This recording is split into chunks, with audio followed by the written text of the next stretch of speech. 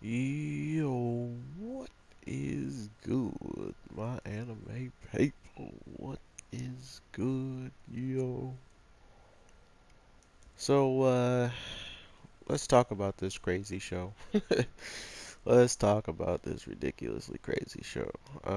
So, after learning that Cinderella could possibly be two people this week, uh, we still pretty much don't learn anything towards the actual goal of the show. So, there's that.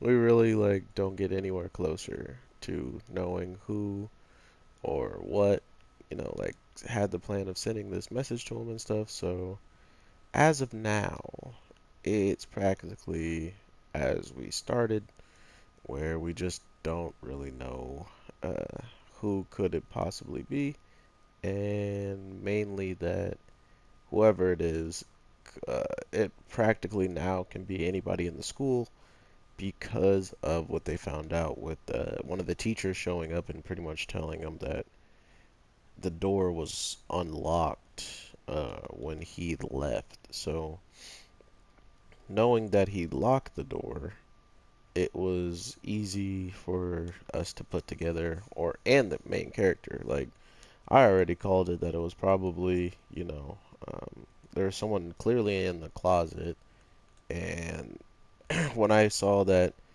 practically everybody leaves, and then he comes back to see the note there. It felt like it has to be someone outside of his classroom, and they're doing the smart thing by making it look and seem as if he knows for sure it should just be someone in this class. But like I was saying, with the teacher coming by and saying, "Hey, the door was unlocked when I did checks on all the groups and stuff," it it pretty much confirmed to the characters that there was somebody inside the room when he was still there. So that's where he puts two and two together that that was the only way the room could have been unlocked, seeing how he had the only key to lock it. So yeah, that was an easy, you know, figure out. And then we go to the part of, having him at the beginning of the episode practically just telling the girl who wants to be owned like a dog just plain out no for some reason, like why would you do that? why why would you do that?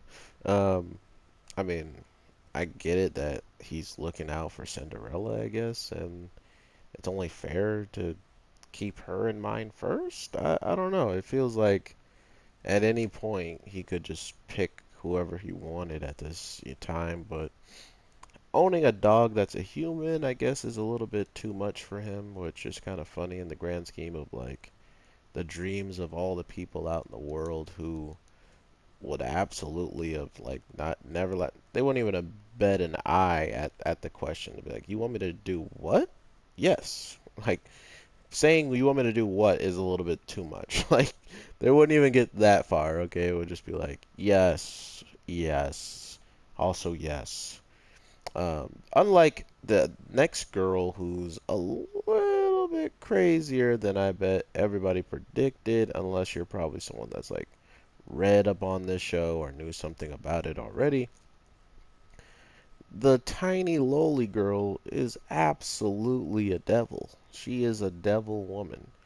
And I kind of saw it in her persona when it came down to just the way our main character was going on about her. Like, the way she was carrying herself, not to mention the book she was reading, I think were like a dead giveaway as well. Just like by the way she mentioned certain parts of it and like what parts intrigued her, kind of gave it away that there was something up, there was a little something, a little screw loose there. So what we come to find out is she finds out that the witch, aka the I want to be a dog girl, straight up has gone out on a date with somebody who she clearly likes and would love to go on a date with.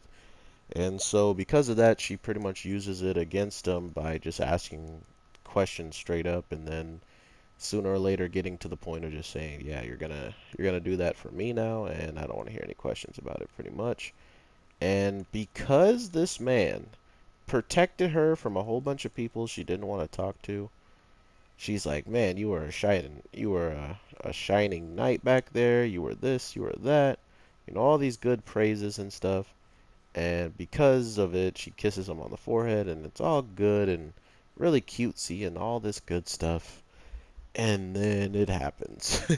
And then we get to lunch the next day after the date's over, and for some odd reason, she she she tells him, I want to meet you, or I have something to discuss with you in the library.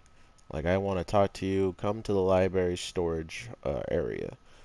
And of course, his homie, being a lowly enthusiast, and telling him pretty much to go for it. Like, hey, get that. Like, out of all the girls that are out there and he knows about or that are possible, he would go for the lowly in the sense of, cheering him on. Wow, I did not pay attention to any of my subquests, and that was a waste of time. Awesome sauce.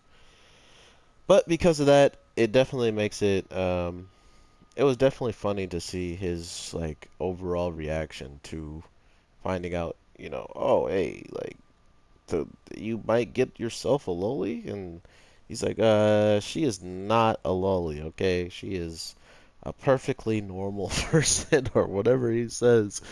And then if you heard him say that, and then you see what happens to him at the end of this episode, he probably would have never went to that storage office, in my opinion. I mean, sure, it was the right thing to do, and she asked, like the main guy said, is like, wow, she actually built up the courage to, even send you this text, let alone um, let alone you actually, you gotta go and see it through and stuff like this. So overall, it just gives me the feeling that whatever kind of pops. Oh my God, Nameless, you are so lame. Um, whatever pops off in the show as of like later down the line, it's gonna be a war, okay? Because as a dumb guy that our main character is right now, he is not intelligent enough to practically understand the fact that everything you're doing right now is putting you in the spotlight with one or two of them, and to be in the spotlight with one of them and then to go out and try to figure out what's going on with the others is probably not gonna end too well. He went out on a date with the girl who owned him in the very first episode before we even knew she wanted to be owned like a dog. And then he goes out with this cute chick that he's like happy he's with the whole time until he finds himself in a storage room eating her freshly worn you know what's under the skirt. So yeah, and don't think, oh, he reached for them and took them off of her. No, no. She wants him to be his she wants him to be her personal slave, and one and only slave, because that's what she thinks boys would be happy to jump at, which I think she just missed the character by like one character. She was one character off, right? Like if she got with the best friend of the guy that we're watching, she would have nailed it. This dude would have been all about it, I feel like. That's just my opinion on that character. But because this guy is normal and he's not one of the people that need to hold on to those pink things. He doesn't want him, and because he doesn't want him, she then threatens him because he's not being a good, obedient slave and makes him eat him. or at least munch on him for long enough to where he thinks he's going to actually die. So, yeah, that was episode 2. um, I honestly don't know what the heck is gonna happen with this show. I mean, to be fair, it's nice to have a show that I can talk about that I don't really have to take screenshots and like make a extra post about it and stuff. I just post it on here and I'm done with it. Like I wipe my hands with it. So I hope Nick enjoys. I've got to shout you out. And I definitely look forward to seeing what Nick's got to say in the comments. This man, he's got always the good stuff to talk about when it comes down to these types of shows. He is definitely a fan, and because there's some good comedy in there, I'm definitely enjoying like my laughs that I'm getting out of it. So I definitely appreciate that, and I will definitely talk to you guys tomorrow. I wanted to just get one more video out. I feel like having 2 videos today was kind of lackluster, including seeing how I got them out so early, and I had time to relax and chill after getting them out. So then I was just like, you know what? I'm gonna get this video out now because tomorrow, we have already like 3 videos slated. So with all that being said, I can't wait to talk to you guys tomorrow for sure. If you are here watching this, if not, then you only watch this and just this on my channel, well then I will talk to you around this same time next week, like Monday, Tuesday, depending on if any shows take breaks and this show doesn't take a break or something like that. This show might come out a little bit sooner than others, so we'll see how it all plays out. But yeah, with all that being said, thank you guys so much for the support. I am your boy, the Anime G, and I definitely will talk to you tomorrow. So with that being said, peace.